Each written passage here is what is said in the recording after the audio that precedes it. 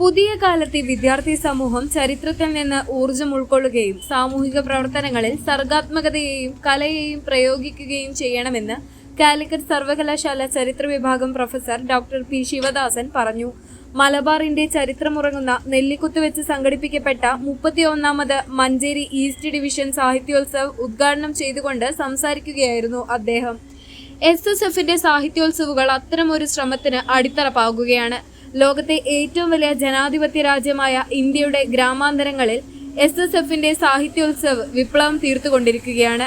അത് രാജ്യത്തിന് പ്രതീക്ഷയുടെ വലിയ ചിറകുകൾ സമ്മാനിക്കുന്നുവെന്നും അദ്ദേഹം കൂട്ടിച്ചേർത്തു.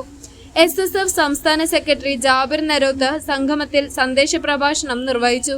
Kerala Muslim Jamaath Manjeri president Azeez Saqafi Elambra, SYS Manjeri zone finance secretary Salam Thottupoyil, SSF Malappuram east ജില്ലാ സെക്രട്ടറി ഉനൈസ് സഖാഫി, മുസ്തഫ സൈനി, മുസ്ലിം ലീഗ് മഞ്ചേരി മണ്ഡലം പ്രസിഡന്റ് PP കബീർ, മഞ്ചേരി നഗരസഭാ കൗൺസിലർ MP സിദ്ദീഖ്, CITU സംസ്ഥാന സാരഥി അബ്ദുറഹൂഫ് തുടങ്ങിയ രാഷ്ട്രീയ സാമൂഹിക സാംസ്കാരിക രംഗത്തെ വിവിധ പ്രമുഖർ സാഹിത്യോത്സവിന് ആശംസകൾ അറിയിച്ച് സംസാരിച്ചു.